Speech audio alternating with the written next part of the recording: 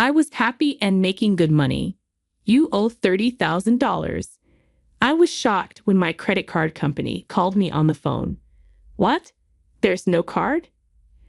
After that, I stopped the payment right away. My husband called me a million times while he was away. I got it all and did something about it. I am 29 years old, and my name is Haley. I work for a company now as a boss. Christopher is my husband. We met in college and are the same age. This year marks the 3rd year that we've been married. It seems like a lot of people around me quit their jobs when they got married, but I'm still writing this. I earn more money than my husband.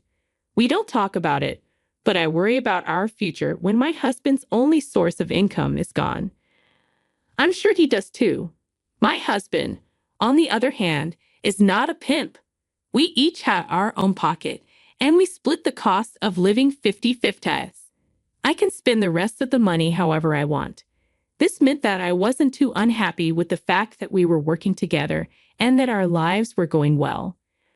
Oh, I guess I spent a little too much this month too, I thought as I looked at the debit notice email on the train ride home.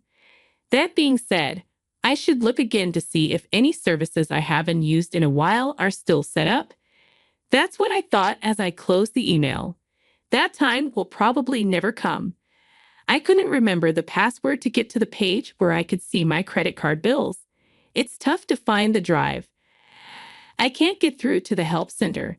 On the world's end, why should people who are working call the call center when it's only open from 9 a.m. to 7 p.m., Monday through Friday? There's no doubt that the lines are long at lunchtime. I'm still signed up for a service, though, so I should be okay. In other words, the call center will call you if the monthly amount is more than $10,000. You're not wrong when you say that this confidence that everything will be okay has made me less likely to call the call center. But shopping online takes my mind off of work worries. When I opened the package and saw the package inside, I felt better, but only for a short time. I'm at home. As soon as I opened the door to the living room, my mood went from good to bad. There were socks on the ground and empty cans on the table. There was a phone and a sweater on the couch. No, is that my husband in a sweatshirt? Yes, my husband doesn't clean the house at all when he gets home. Instead, he is purposely destroying the house. I point my phone at the couch and say, "Hey, socks and empty cans." This is what I get. It's just a small thing to throw away and wash. Don't be so mad. You might do it. You could do it if you get home early. Why don't you clean the house or make me dinner? He said the next thing when I said S and say, I'm so tired when I get home. I also have to deal with the store's lunch bag. I'm tired too. I said with a shrug, if you don't clean the house, you should work and do the work or the chores, whichever you like better. Oh, please be quiet. I understand. I understand. And the fact that he said it twice showed that he wasn't feeling it. I gave my husband a mean look. My husband looked at his phone the whole time he left the living room and didn't even notice how I felt. It's not fair that I do more chores and work than he does. Is that a bad thought? I don't think so. But I'm not sure if I went too far. Because my husband is sometimes crazy, I was afraid he would get stubborn and make the house even messier. But contrary to what I thought, what I said that day seems to have made a difference. Yes, my husband has been coming home late ever since, even on days when I got home before him. He began to show up. It looks like he was working extra hours. He must have changed his mind. Because I was so happy, I worked harder than ever on my tasks. My husband is busy, so I have to clean the house. I didn't think about the fact that my husband was doing that at the time. Yes, it's Christopher's room. He hasn't cleaned it in a while, and that day I got home before my husband did. It had been a while since I had been in his room. As expected, there were a lot of empty bottles and cans lying around. Throw this stuff away. Oh, even on the bed. Then I looked at the bed and thought, what is this? There was a package wrapped in gift wrap. That bag was my favorite brand. I had to shine a light on it because I couldn't see it well. Oh, could it be my birthday present? Yes, my birthday was the following week, even though it hurt. I chose to act like I hadn't seen the package and leave it alone.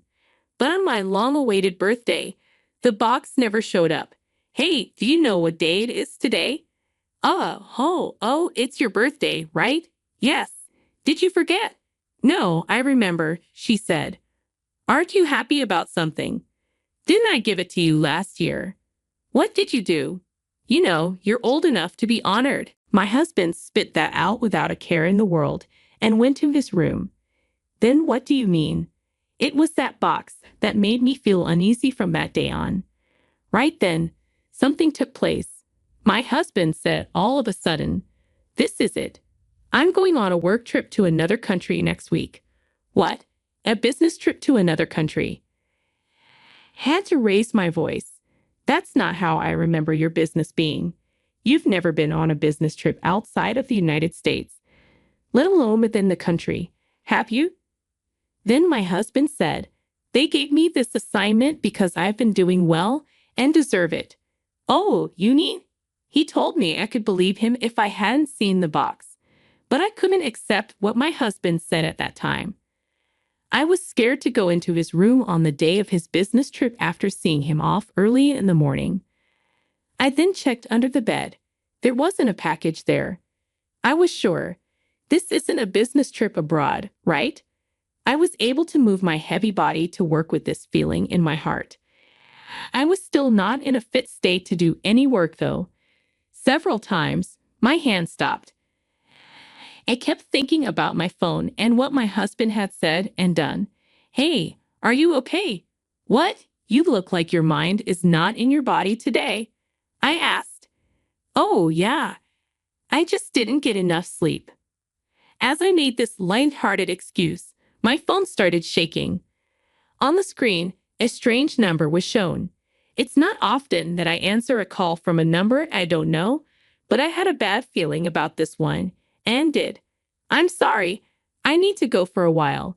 "Yes, ma'am." I took the phone outside and hit the answer button. It was the credit card company's call center. I kept telling myself, "Oh no, it's not my husband," and "oh well." I need to give out my password, and a lot of other things were all going through my mind at the same time. What the heck was the job requirement? The person who answered the phone gave me the answer right then and there. "This is our debt protection service calling because you have settled more than $10,000. $10,000. I was shocked by what I heard, but what the operator said next made me hold my breath even more.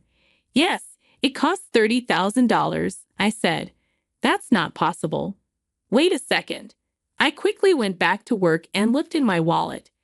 It was no longer there. "That's the card I meant to put there," she said. I put my phone back in my ear. "Pardon me, may I halt that transaction?" "Yes. I think it's still true, so you can stop it." Thank goodness. It made me feel a little better. No, that's not the end of it. I kept going. "And please take care of the stolen card. Right now, I don't have my card with me." I said, "Yes, sir, I will do it right away." Even though I didn't understand, I did what the operator asked and was able to finish the process. I then hung up the phone. The heartbeat in my chest didn't stop for a while after I took the phone call. "I'm sorry, I'm not ready to talk. I'm not able to work. I'm sorry, but I need to go." Early, it seems my credit card was stolen and almost misused, and I've got a lot of things to deal with. I got off track and called my boss. I had a lot of worry at work, and my boss was okay with me leaving for the day. I grabbed the train quickly, and when I looked at my phone, I saw that my husband had called me a million times. It was like he was saying he was the bad guy. I ran home quickly. I quickly took off my shoes, set down my bag, and went to my husband's room. It was on his desk, so I opened it up and looked at the search history. The first thing on the list that caught my eye was a luxury cruise and a travel plan for two. I wasn't asked to go to that event. I looked at the destination and was sure it was the work trip my husband had talked about. He could no longer call it a work trip. I looked through my old emails. That's it. That's it. The name of the person is written there. Mario. What the heck is this woman? I was going to hit the keyboard out of anger, but instead I looked at what I thought was proof in a rough way. My phone wouldn't stop ringing while I checked. Oh my God, shut up. Oh yes, and while I'm at it, I'll use the password I got from the call center earlier to check my credit card usage history. I went to my page and looked through my records of uses. What? What is it? As I scrolled through, my mouth kept getting wider and wider. I forgot about a payment. After that, the money was paid for that brand of bag. Yes, it all made sense. In short, Christopher paid off his mistress Rio with my credit card and even took a trip abroad that he said was for work. Oh no, I don't want to boo. Boo. After several calls, I finally picked up the phone with all my might. What? You finally picked up after calling over and over. The credit card doesn't work. When my husband spoke, he was already talking about the card. Whose? When I asked him directly, he mumbled. You ask whose? Yes, but I don't have a credit card. That is, you took my credit card, right? My husband got antsy while I worked. No, that's not theft. I took it from someone. When you're abroad, it's easier to use than cash. When I'm on work trips, I use it for many things. Work trips. That's correct. What if it gets in the way of my work? It was meant to look like my husband was on a work trip, but I told him what I meant. What about a luxury cruise? What? Why do you want to know that? Well, that's business entertainment. A fun time for Rio? Why do you need to talk about Rio? Was she happy with the designer bag? What are you going to say? Did you just call Rio in a nice way? Do you really want to act like you don't know her? What? What do you want to say? I understand everything. I know that you tried to spend $30,000 on a luxury cruise and a vacation package for couples. I also know that you have been using my credit card to pay Rio a lot of money. My husband said twice, as if he wanted to start over. I understand. After I told him what I said. I'm sorry I cheated. I'm sorry, but I can't go home until you activate the credit card. Why are you acting that way? Do you think it will go away if you just say sorry and admit it? And friend, please spend the rest of your life at your resort. My husband was about to say something, but I hung up the phone instead. The phone started booing right away and kept booing. I turned off the call because it was too loud and making me crazy. Finally, the email said that the return trip would be at noon 3 days later. I called the company right away and decided that I would finish everything in 3 days. As a first step, I had to get everything out of the house. It was the second day that I told my in-laws what happened. Took the divorce papers and my husband's computer with me. When my in-laws saw my story and all the proof, they were angry. They said they were sorry and promised to get a divorce, pay me $113,000 in alimony, and return the money he had spent. Then, in no time, it was time for my husband to go back to Japan. I got a call early that evening from my in-laws telling me that our divorce papers had been received safely. To my surprise, my ex-husband had only taken the credit card and not any other money. The woman had given him $30,000 instead. As you might expect, she was very angry. She changed her ticket without permission before the return date and went back to Japan before him.